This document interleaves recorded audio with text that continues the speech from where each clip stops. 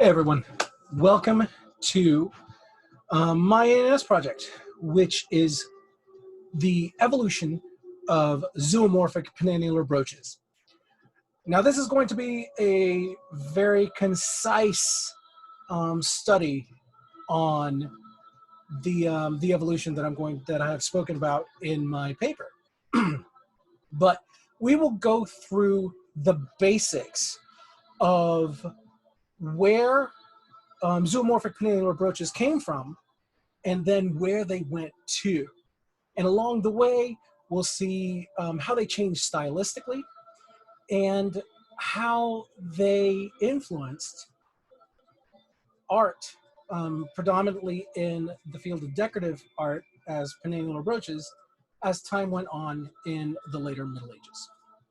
So the first things we have to look at is we have to look at how zoomorphic penannular brooches came to be.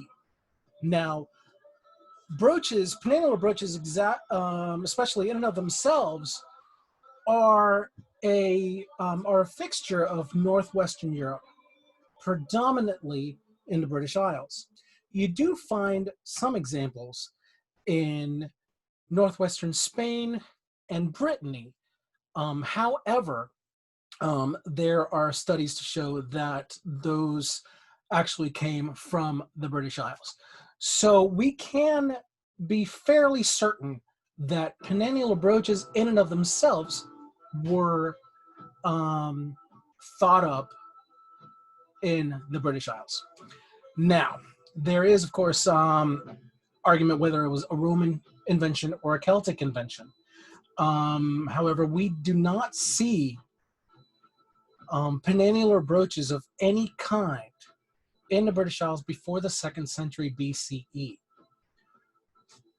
By the end of the 2nd century BCE, we begin to see the first vestiges of what were to become penannular brooches.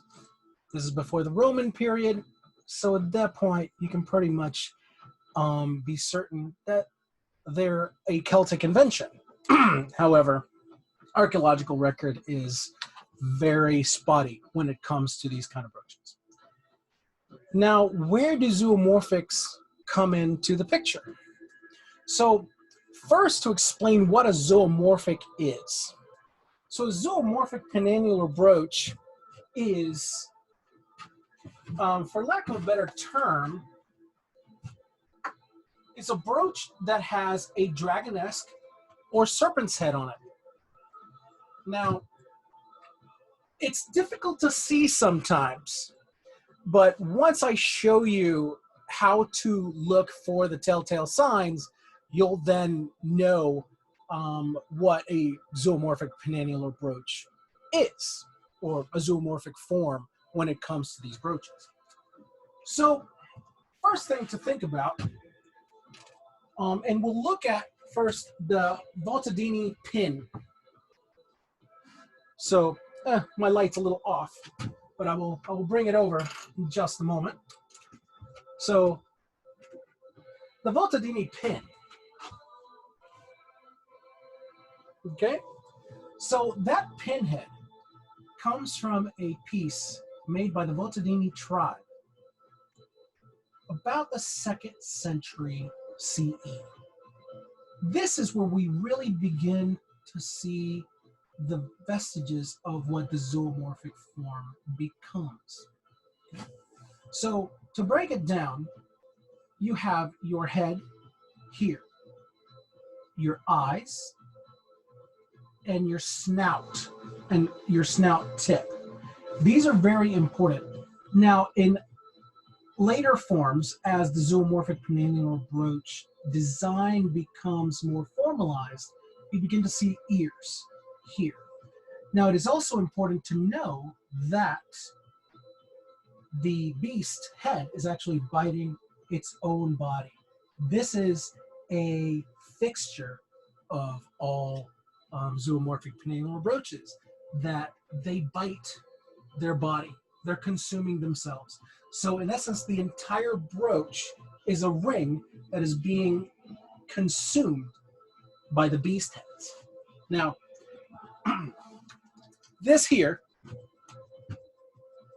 is a rendition of a Votadini pen that I made. It's all made of bronze, forged, and filed down. And now here is that head. As you can see, that you have your head here, your eyes, and your snout. Right here, your snout tip with the body here. All right? So this is the first form. This is what gave birth to all zoomorphic penannular brooches. Simple form, just like this. So, again, 2nd century CE. The Votadini tribe was from the British Isles, Great Britain. So they commingled with the tribes, Brigantes and the Assini and so forth. And they also knew, the Roman invasions. Okay. So now we'll move on to the initial form of the penannular brooch. Now, pins like this also held, whether they held fabric or hair, we'll never really know. But I submit that they were interchangeable, but that's for another time. Now, the initial group of penannular brooches have a head that you can begin to discern the initial shapes that I told you about. So here you have your ears, your skull, the eyes, and your snout. Okay? Now, a lot of these forms came to be around the late 3rd, early 4th century. Okay? And this particular one is actually another piece that I made for you to look at. Now this is a rendition of a 4th century initial type penannular brooch with yellow enamel. This was found in a Crannog in Scotland, or at least the extant example was found in Scotland. And you can see again within the terminals, the ears, the skull cap, the eyes, and the snout. And then, of course, eating the ring form, devouring the body. And as I said before, this is something that's very indicative of the brooch form, especially the zoomorphics. Now, there is something about typology that we can go into. What am I saying about all these groups and so forth? Well, Elizabeth Fowler was an archaeologist and a historian in the mid-20th century. And she came up with a typology for zoomorphic penannular brooches. Generally, they were known as the type F.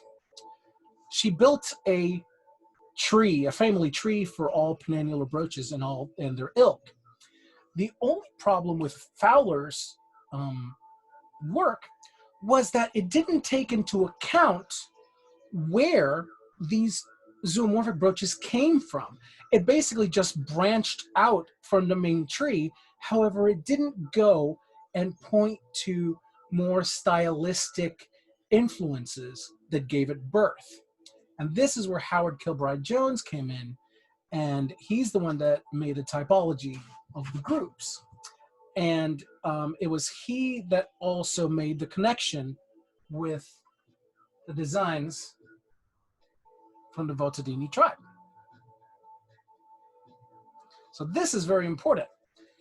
If it wasn't for this brooch, or this pin, I should say, we may not have had the zoomorphic brooch form come to be. Very important piece. So you can see when you have these two together,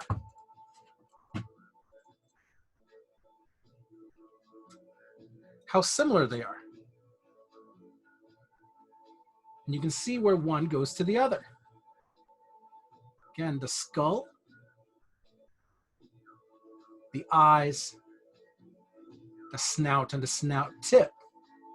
Now this one is a decorated skull, and the first ears right here come to view. Again, it's all very stylized, so you'll have to use a little bit of imagination when you're really looking at it. From the initial group, we move on to Group A. Now, Group A is the first mature form of the zoomorphic penannular brooch.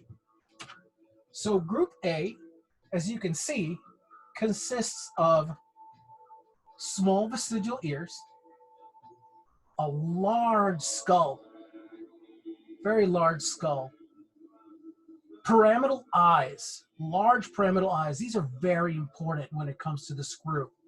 A long snout and a very pronounced sharp tip, but not large, okay?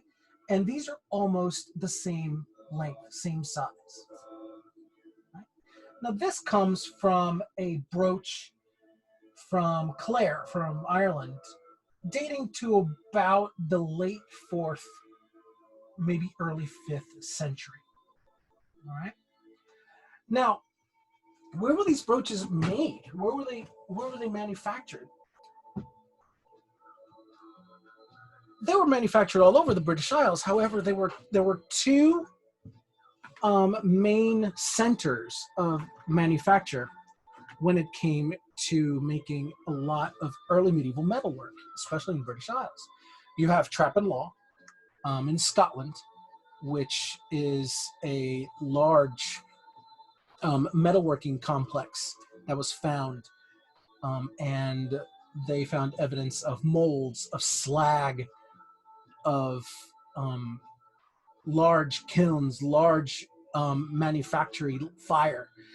And then in Ireland, you have Clogher in Roscommon. Same thing. It's an area that was found to be of great metalworking manufacture, predominantly penannular brooches, early ones. And centers like this have been found, little centers, smaller centers have been found throughout the British Isles, throughout Europe, and so forth. But these were two very important large places that had found evidence of molds for penannular brooches, slag from the melting of the metal, and vast amounts of deposit of carbon, charcoal, the remains of kilns. So now we can go back to this. Now, Group A, again, you know, large skull, large pyramidal eyes, just the vestiges of ears here. Long snout and a sharp snout tip. Okay. This form is the one that would carry on forward in time. Once you leave the initial form, these wide terminals become the norm when it comes to brooches, especially in the British Isles. So we'll leave this form and go to the next one.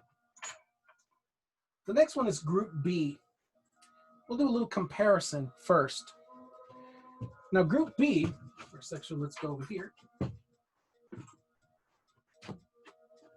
Group B, you begin to see the first signs of decoration on the skull.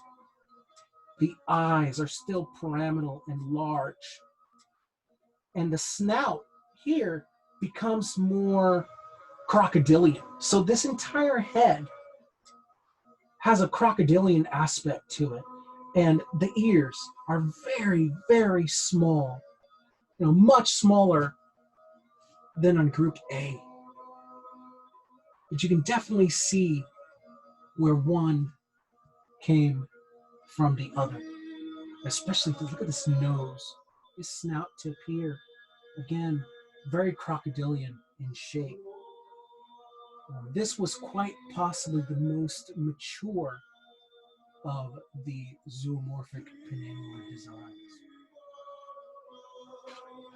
Now, I'm going to do a little comparison with pieces that I made so you can actually see them on the middle itself. Camera. So, this is a group, this is a group B brooch based on a piece from Ireland dating to the late 5th century. And here is the group A. Okay. Now these are approximate to the size of the extant pieces. I actually carved them out of wax, and I made bivalve clay molds for them. Sadly, the molds didn't survive, but I do have some pictures inside my documentation for it. So you can see here the beginnings of design, and these palmettes here have never been seen in this type of metalwork until now. The palmettes, the design themselves is much older. It's almost a throwback to very early continental Celtic design. But this is the first time that we see palmettes used on metalwork. And you see it here, just on the skull. And you can see the large eyes and the long snout and the snout tip, very big and pronounced. Again, very crocodilian in shape. And you can see where one begat the other. Very similar. The ears on this one are more pronounced. This one almost has no ears. They're very understated. Now, after this form comes Group C. Now, in the archaeological record, Group C is the most abundant. And it's also the most ornate, most decorated.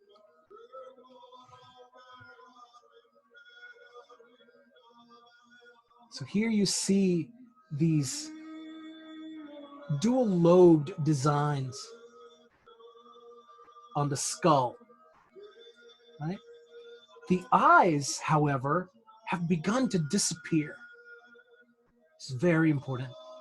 The eyes are no longer as important as they were with Group A or Group B, signifying that there's now been a profound change in the style. Ornamentation became more important than the actual zoomorphic head element, head motif. So you also begin to see the snout is also decorated. Some decorated with lines, others decorated with circles. And this is also around the first time that you get to see millefiori glasswork and enamel work within the richly decorated head. You did see some enamel work in the initial group from Trappin in Scotland, but it was few and far between. Most of Group C are beautifully enameled. Then get to enamel this one. This is how they were found. Many of them were found actually with nothing on them, the enamel chipped off. Some were actually found with the rich enamel on them. So from here, your Group B to Group C. And again, You can see the change. There's not that big a difference until you begin to think about that shape of the head and the eyes and the elements. There's elements that are becoming simpler here, whereas this much richer in decor. The initial elements of the zoomorphic head are simpler. So this is where they hit their zenith. And this is where they began to become more base.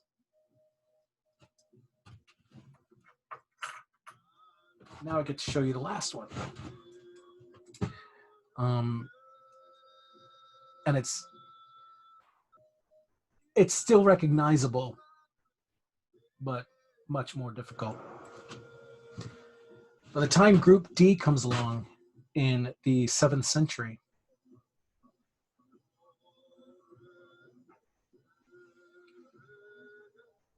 you see the ears. The skull is very, very plain. Very plain. The snout is almost unrecognizable as a snout. There's no eyes. The eyes are gone. And the snout tip is now a plateau on either end. So now you see that the skull and the main head of the zoomorphic design has changed to this. But it was from this that you get brooches such as the Tara brooch and Hunterson brooches in the 8th centuries, where you see the large terminals on the pseudo penannulars, very large terminals.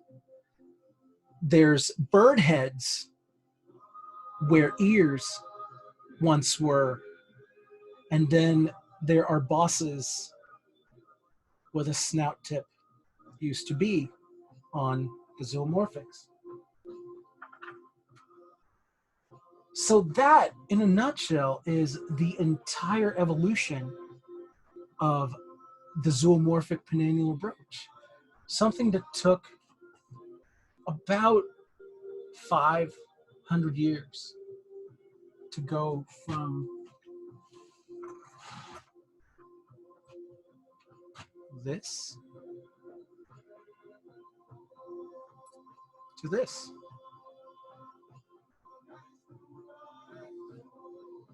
Pretty incredible when you think about the elements that made one to the other and the journey that they took along the way. Thank you for watching. This was fun. And I hope you learned something. Please, if you have any questions, drop me an email at strongfordltd@gmail.com. And again, my name is Lord Robert McNeill, and you've just seen the evolution of zoomorphic penannular brooches. Have a great night.